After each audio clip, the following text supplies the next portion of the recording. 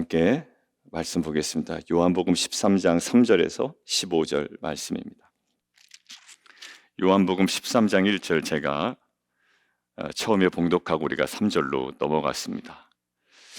요한복음 13장 1절은 이렇게 되어 있습니다. 제가 다시 읽으면 유월절 전에 예수께서 자기가 세상을 떠나 아버지께로 돌아가실 때가 이른 줄 아시고 세상에 있는 자기 사람들을 사랑하시되 끝까지 사랑하시니라.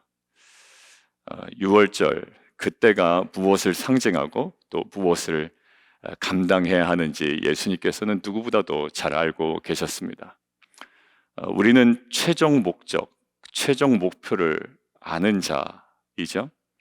그러나 그 모든 것들을 잘 알고 있지만 사실 우리가 그 과정 속에 감당해야 하는 것이 사실 많습니다.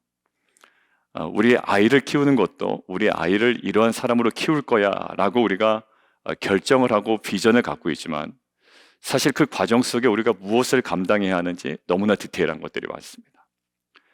여러분들 비즈니스를 해도 사실 비즈니스의 어떤 목적은 분명합니다. 그죠? 크리스찬으로서의 비즈니스의 목적. 어떤 것을 결정했다고 우리 안에 사실 그 모든 것들이 다 이루어지는 것은 아니죠. 이제 그 과정 가운데 하나하나 섬겨 나가고 또 행해야 할 것들이 있습니다. 유스그룹 예배 하기로 이제 결정했죠. 결정하면 이제 뭘까요? 과정 중에 우리가 구체적으로 하나하나 움직여야 됩니다.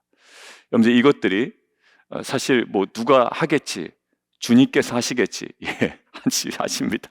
주님께서 하시지만 우리의 구체적인 뭐 하나하나 음향은 어떻게 되는지, 자막은 정말 되는지, 예전에 시스템이 돌아가는데 되는지, 그 다음에 정말 우리 자녀들이 지난주 토요일 날 모였잖아요. 모였는데 우리 아이들이 정말 기도로 준비할 수 있도록 우리가 정말 지원을 하고 있는지. 그래서 우리가 또 이제 금식도 계획하고 있고 또 이번 주 주일에는 비전을 선포하려고 하고 있고 여러 가지를 많이 하고 있습니다. 그냥 시간이 흐른다고 진화되는 건 없어요. 예수님 마찬가지입니다. 6월절 때가 됐으니 이제 뭐 내가 십자가에 달려 죽으면 되겠지.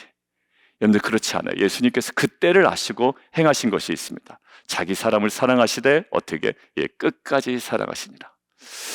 예수님의 이 어떻게 보면 이 열정, 겸손, 뭐 섬김 뭐라고 할 수 없지만 그 시간 흐름대로 어떻게 보면 고난주간 한 주간 동안의 예수님의 행적은 굉장히 촘촘합니다.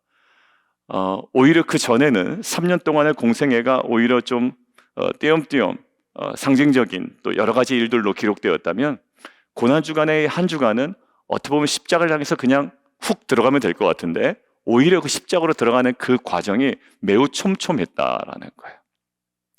여러분들 오늘도 마찬가지입니다. 오늘 본문도 사실 예수님께서 이것들이 굳이 없어도 되냐? 없어도 됩니다. 그런데 이 제자들을 향한 어떤 그 배려, 지금은 알지 못하나 후에는 깨닫게 될 때 이들에게 나타날 어떠한 열매, 이것들을 염두하시며 지금 감당하고 계신 거예요. 저는 이 예수님의 이 감당이 참 감사하더라고요. 왜 그럴까요? 십자가를 지는 것, 이것이 매우 중요하지만 이 행동이 지금은 이들이 깨닫지 못하지만 후에 깨달았을 때에 이들에게 나타날 열매를 생각하며 이것들을 감당하시죠. 마치 우리가 작년 연말에 우리가 했던 눈물로 씨를 뿌리는 룻기를 묵상할 때 이야기했던 겁니다. 이것이 예수님의 십자가의 죽음으로 골고다를 향하는 것과 직접적인 연관은 없습니다. 그러나 나중에 후에 제자들이 깨닫게 될 때에 그들에게 나타나게 될 그 정말 그 열매들이 있고 변화들이 있기 때문에 예수님은 이 과정을 굉장히 충실하게 여겼죠. 오늘 한번 보시겠어요? 오늘 예수님이 단도직입적으로 이야기를 하십니다. 맨 마지막 보죠. 14절이요. 내가 주와 또는 선생이 되어 너희 발을 씻었으니 너희도 서로 발을 씻어주는 것이 옳으니라. 내가 너희에게 행한 것 같이 너희도 행하게 하려 하여 본을 보였노라. 의도가 분명해요. 그런데 지금 7절 한번 보시겠습니까? 예수께서 대답하여 이르시되 내가 하는 것을 내가 지금은 알지 못하나 이후에는 알리라. 지금 당장 베드로가 다 깨닫지 못합니다. 깨닫지 못한 모습이 오늘 본문에 나와 있죠. 정확하게 깨닫지 못한 거예요. 자, 8절. 베드로가 이르되 내 발 절대로 씻기지 못합니다. 일단 첫 번째 깨닫지 못했습니다. 이것이 무슨 의미인지. 왜 예수님께서 하찮은 종들이 하는 일들을 우리에게 갑자기 행하시나 이해가 안 될 거라고요. 씻지 못합니다. 씻기지 못하십니다. 근데 예수님께서 이렇게 얘기하시죠. 내가 너를 씻어주지 아니하면 내가 나와 상관이 없다. 거기 적어놓으실까요? 메로스라는 헬라어인데 분깃이라는 뜻입니다. 분깃. 너 분깃 없어라는 거예요. 이것은 종말론적인 복을 얘기할 때 유대인들이 딱 갖고 있는 개념이거든요. 이 메로스라는 거예요. 그러니까 예수님께서 너와 나와 상관이 없다. 그러니까 단순한 가시적인 지금 현세적인 어떤 관계가 아니라 예수님은 이것들을, 그래서 보통 이걸 뭐라고 얘기합니까? 예수님의 대속적 죽음으로 우리에게 주어질 종말론적인 복, 이렇게 보는 것이 맞는 거예요. 근데 이것들을 사실 깨닫지 못하죠. 왜 이렇게 발을 씻기십니까? 이것들은 무엇을 상징하죠? 예수님께서 이제 잠시 후면 감당하시게 될 십자가의 그 대속적 죽음을 이야기합니다. 자, 근데 아직 깨닫지 못하니까, 뭐라고 얘기하나요? 시몬 베드로가 이르되, 이제 숟가락을 더 놓죠, 계속. 주여 내 발뿐 아니라 손과 머리도 씻어 주옵소서. 단순한 정결 예식이나 여러 가지로 이제 생각을 하는 거야. 왜? 손을 씻었잖아요, 물두멍에서. 그럼 발뿐만 아니라 손도 그냥 머리도 그냥 완전 그냥 샤워를 다시 하면 좋겠습니다. 근데 그렇게 말씀하지 아니하시죠. 예수께서 이르시되 이미 목욕한 자는 발밖에 씻을 필요가 없느니라. 온몸이 깨끗하니라. 너희가 깨끗하나 다는 아니니라. 목욕한 자는 발밖에 씻을 필요가 없다. 그러니까 단번 대속적인 죽음으로 우리에게 누린 것이 있지만 이 땅을 살아가는 데 있어서 우리에게 계속적인, 그래서 우리에게 계속적인 회개를 촉구하기도 하시고 또 우리의 삶에 그 돌이킴도 있고 여러 가지 요소가 있죠. 그러니까 결국 이 예수님께서 발을 씻기신 것 자체는 무엇을 첫 번째 상징하는, 예수님의 그 대속적 죽음을 그 제자들에게 정확하게 알리기 위함이었죠. 자, 그런데 단순히 그것을 알리기 위함이 아니라 첫 번째는 그거였는데요. 나중에는 어떻게 돼요? 14절이었죠. 주와 선생이 되어 너희 발을 씻었으니 너희도 서로 발을 씻어주는 것이 옳으니라. 내가 너희에게 행한 것 같이 너희도 행하게 하려 본을 보였노라. 결국 이 예수님께서 발을 씻기신 이것들은 예수님의 대속적 죽음을 보여주시기 위함입니다. 그런데 이것을 통해서 그 제자들에게, 이것들을 경험한 제자들에게 어떠한 삶을 살아가도록 본을 보여주신 거라고 이야기를 해요. 여러분들, 이것은 사도 바울의 서신서에도 그대로 나타나 있습니다. 사도 바울 서신서 빌립보서 2장, 제가 지난 종료주일 때 앞에 콜 투 월십 그 본문으로 삼은 건데요. 빌립보서 2장 6절에 이렇게 되어 있습니다. 그는 근본 하나님의 본체시나, 오늘 본문을 볼까요? 나는 주와 또는 선생이 되어 라는 거예요. 그러니까 제가 여러 번 성경 공부할 때나 또 중간중간에 말씀드렸는데, 예수님께서 무작정 낮은 곳에서 섬기신 것이 아니라 무엇을 견지하셨다라고 제가 말씀드렸나요? 예수님의 정체성은 흔들리지 않으셨던 거예요. 내가 주와 선생이 되어. 그러니까 예수님께서 걸어가신 십자가는 무작정 그 자기 비하, 그냥 무작정 낮추신 것이 아니라 무엇을 견지하셨죠? 하나님으로서의, 그리고 만왕의 왕으로서의 진정한 메시아로서의 정체성을 갖고 계셨단 말이에요. 우리도 뭘까요? 우리가 부모가 자녀로서 섬길 때 자녀의 종으로 섬기는 것은 아닙니다. 물론 종처럼 섬길 때도 있어요, 부모가 어떻게 보면. 근데 무엇에 대한 내가 누구인가라는 그 정체성은 흔들리지 않단 말이에요. 예수님께서 발을 씻기실 때 그냥 무작정 종의 모습이 아니라 주와 선생이 되어 너희의 발을 씻겼다라는 거죠. 그냥 어떠한 그 비굴한 모드로 들어간 것이 아니라 그 내가 주와 선생이지만 그로서 내가 무엇을 감당해야 되는지를 그들에게 알려주셨어요. 주와 선생이라고 너희가 부른다. 13절 명확하게 나와 있죠. 거기서 대화가 굉장히 속도감이 확 떨어지죠. 너희가 나를 선생이라 또는 주라 한다, 틀려 라고 하는 것이 아니라 너희 말이 옳도다, 내가 그러하다라는. 그런데 내가 주와 또는 선생이 되어 너희 발을 씻었다. 그러니까 너희도 서로 발을 씻어주는 것이 온디라. 오늘 제가 빌립보서 2장 읽은 거예요. 그는 근본 하나님의 본체십니다. 흔들림이 없는 거예요.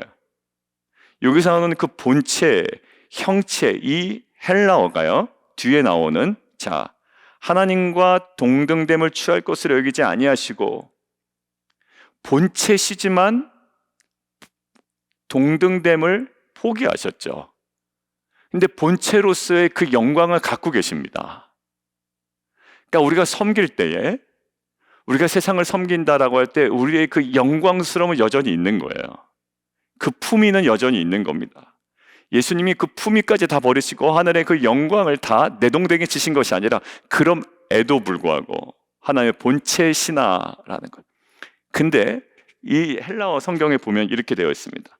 오히려 자기를 비워 종의 형체를 가지사 할 때 그 형체가 뭐냐면요, 그 형체가 아까 하나님의 본체라고 할 때 그 본체의 헬라어, 그리고 지금 종의 형체 할 때 형체의 헬라어가 동일한 단어입니다.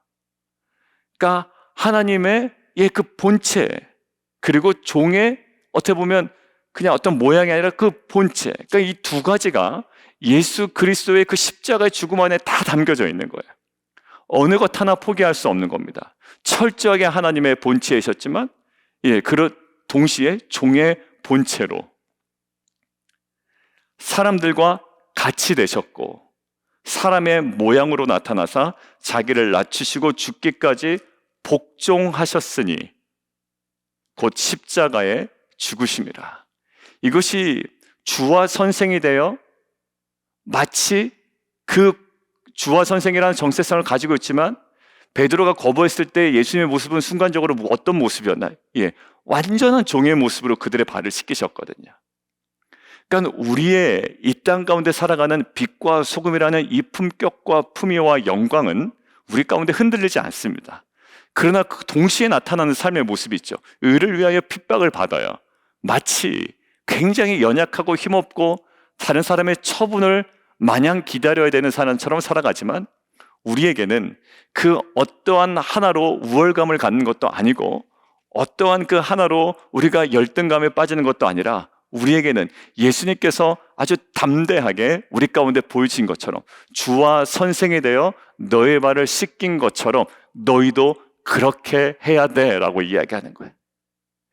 여러분들, 이러한 우리의 그 영적 권위, 그러나 그 섬김의 끝없는 섬김, 우리의 모든 가장 본이 되신 예수님의 그 삶이 우리에게 오늘 다시금 경험되어지기를 원합니다. 왜냐하면 오늘 예수님께서 그냥 제자들에게 너 제자 서로 발을 닦아 라고 이야기하는 것이 아니라 내가 너의 발을 닦아준 것처럼 먼저 그들에게 경험된 것이 있단 말이에요.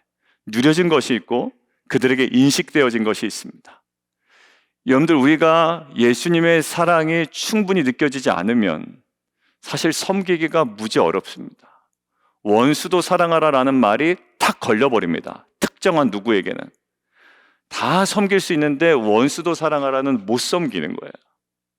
근데 그것이 어디서 클릭이 되면 정말 죄인이고 괴수 중에 괴수고 그러한 나를 사랑하신 그 사랑이 우리 안에 정확하게 클릭이 될 때 사실 우리가 원수도 사랑할 수 있는 말도 안 되는 그 삶을 우리가 어느덧 살아가게 되는 거죠.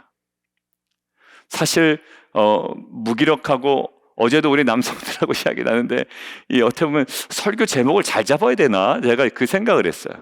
아니면 그것이 우리를 반영해주는 하나님의 말씀인지 그 제목 때문에 그렇게 가는지 제가 어제는 집으로 오다가 약간 혼란스러웠습니다. 왜냐하면 제목이 무기력이었잖아요. 무기력. 제가 몇 주 전에. 그러니까 이게 계속 나오는 거예요. 성도들 입에서. 그래서 좀 희망적이고 생산적이고 이런 단어가 나와야 되나? 아니면 이것도 우리가 극복해야 되는 부분인가? 사실 정말 진지하게 저는 고민을 하면서 왔거든요.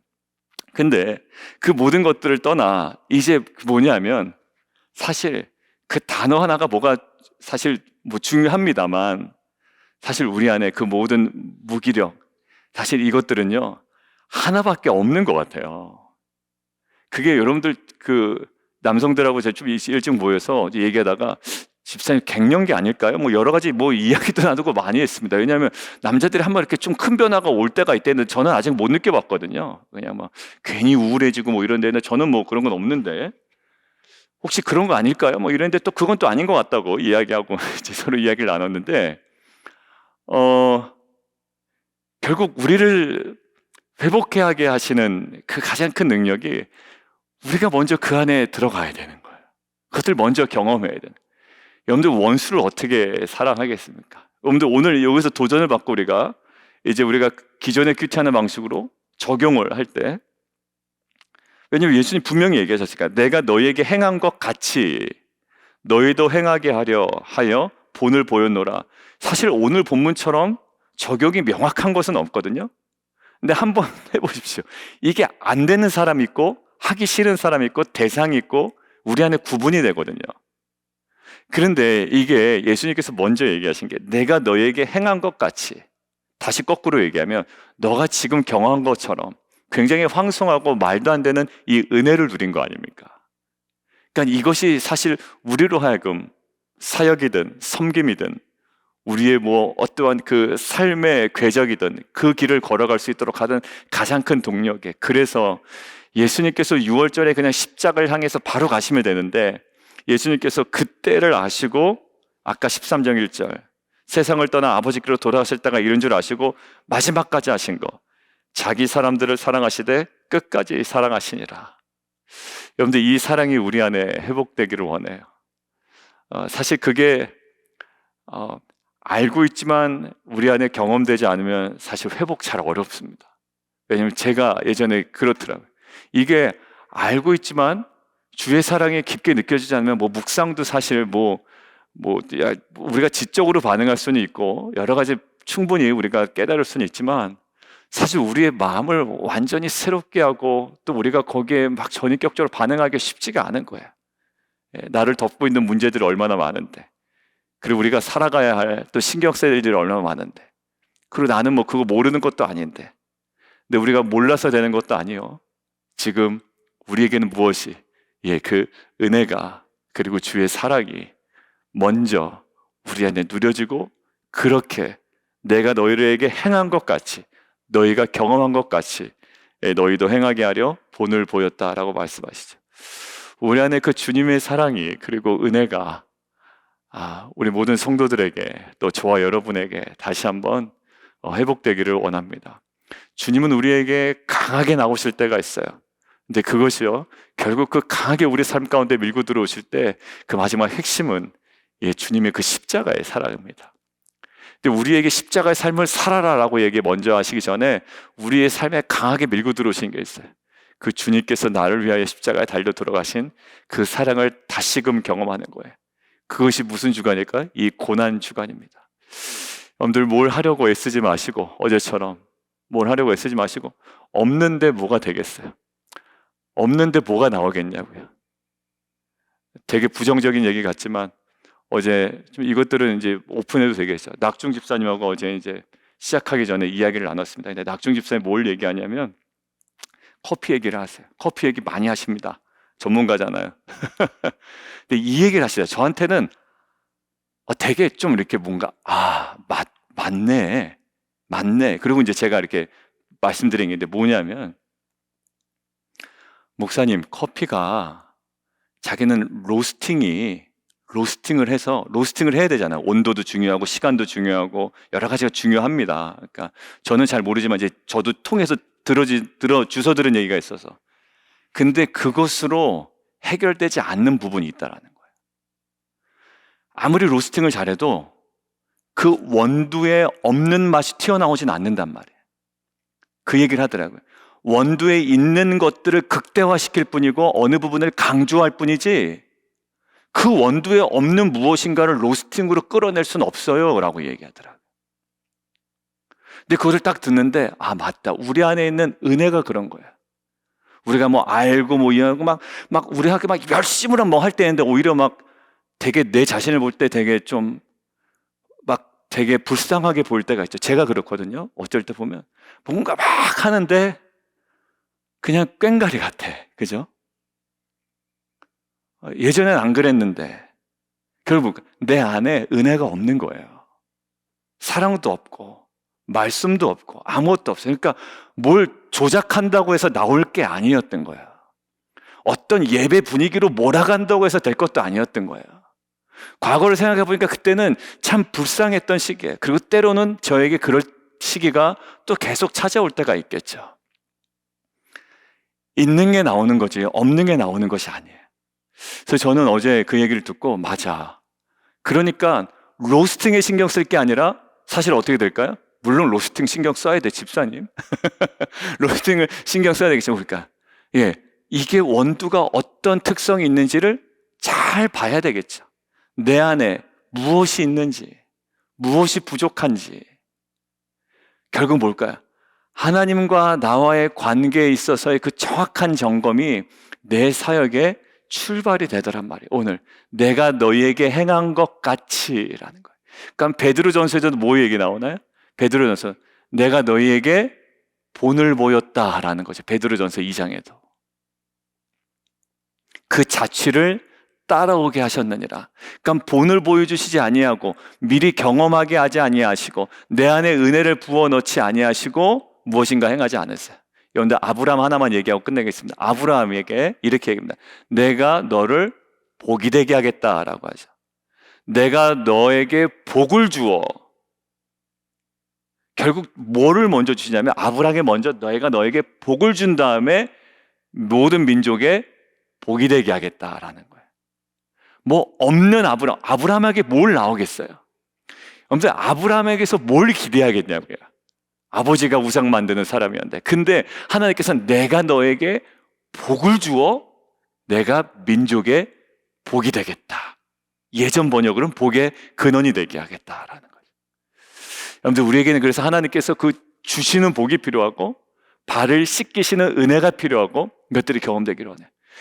여러분들 우리가 어떤 그 아까 얘기한 그 로스팅으로 해결하지 마시고 이게 잘못 오해하면 또 로스팅이 필요 없다 이렇게 되는데 제 어떤 의도인지 아시죠?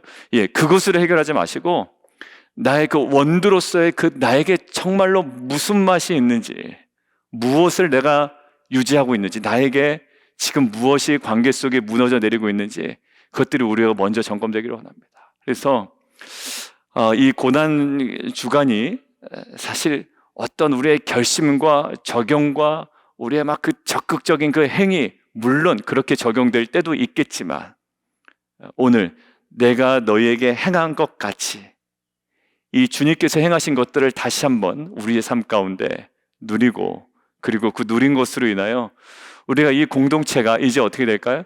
발을 씻기는 공동체가 되기로 해요. 주님께서 말씀하셨으니까. 발을 씻긴다는 건 뭐죠? 허물을 덮어준다라는 거잖아요. 근데 허물을 덮어주기보단 허물을 덮지 못하고 우리가 그냥 지나가는 일들이 너무나도 많거든요, 사실. 허물 안 덮을 거야, 나는. 이런 마음이 들 때도 사실 있습니다. 근데 예수님께서 끝까지 제자들을 사랑하시면서 우리에게 얘기하신 것은 원수를 사랑하라. 여러분들 이 말은 제일 어렵고 부담되는 것 같지만 원수도 사랑하라는 것은 그냥 사랑하는 게 아니에요. 우리 교사 세미나에서도 얘기했지만 결국 예수님께서 어떠한 삶을 사셨고 예수님의 대속적 죽음이 무엇인지를 우리에게 보여주시며 우리가 경험한 것을 근거로 우리가 받아 누린 것을 근거로 우리에게 도전하신 거예요. 할 수 없는 것들을 우리에게 요구하시는 것이 아니라 우리에게 그 길을 가도록 먼저 은혜를 주시죠. 그리고 주셨지요. 그리고 다시금 우리는 그 안에 회복이 돼야 되겠죠.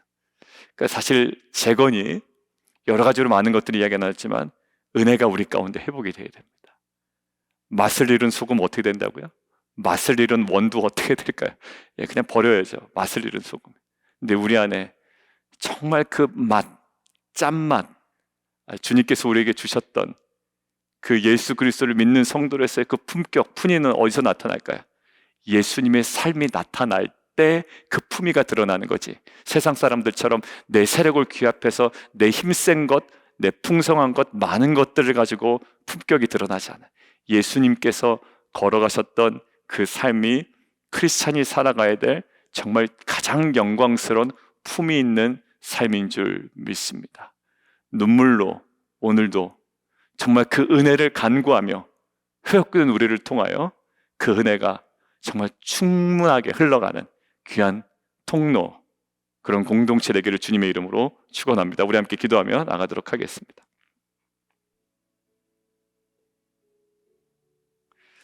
오늘 11절 말씀은 나누지 않았지만 자기를 팔자가 누구인지 아심이라. 그래서 예수님 한마디 하시죠. 너희가 깨끗하나 다는 아니다. 이때 예수님의 마음이 어땠을까? 제자들을 사랑하고 끝까지 사랑하시는데 돌아오기를 바라지 않으셨을까? 가룟 유다 아니면 팔 사람이 없어서 구속사에 지장이 있는 거 아닙니까? 그렇지 않을 거예요. 다른 사람이 해도 되고 가룟 유다라고 딱 집어있는 것도 아니고 사실 우리가 모르는 신비한 영역입니다. 뭐라고 얘기할 수 없는. 그렇지만 예수님의 그 마음이 어떠했을까?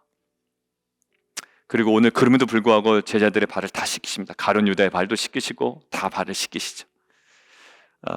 목적은 거예요. 첫 번째는 대속적 죽음이 어떠한 것인지를 분명히 알려주기를 원하셨고, 상관이 없느니라 분깃, 메로스, 종말론적인 복, 무엇으로만 가능한가요? 예수님의 그 대속적 죽음을 통해서만 가능하고요. 그리고 내가 주와 선생이 되었다. 하나님의 본체십니다. 그러나 사람의 모양, 종의 형체를 가지사 사람들과 같이 되셨어요. 하나님의 그 본체 포기하지 않으시고 주와 선생이라는 정체성 놓치지 않으신 상태에서 철저한 종의 모습으로 씻겨주십니다. 그 십자가에 달려 돌아가시는 모습이 바로 그거예요. 하나님이시지만 완전한 인간의 모습으로 십자가에 달려 돌아가십니다. 내가 너희에게 행한 것 같이 너희도 행하게 하려 본을 보였노라. 먼저 발 씻김을 당해야 되고 우리에게는 은혜가 필요하고 이것들을 누려야 되며 경험해야 됩니다. 하나님, 정말 주님과의 관계 속에 경험한 것들을, 이 은혜들을 우리가 행하고 전할 수 있도록, 이 섬김의 원리와 순서는 똑같습니다. 우리가 먼저 경험해야 됩니다. 주님, 이 은혜를 우리 가운데 부어 주옵소서. 아브라함에게 복을 주시며 복의 근원이 되라고 말씀하신 것처럼 하나님, 우리에게 그 은혜를 허락하여 주옵소서. 하나님, 우리가 이미 경험한 은혜이지만 다시 한번 그 감사와 감격 속에 하나님 다시 한번 회복되게 하여 주옵소서. 우리 함께 기도하며 나아가도록 하겠습니다.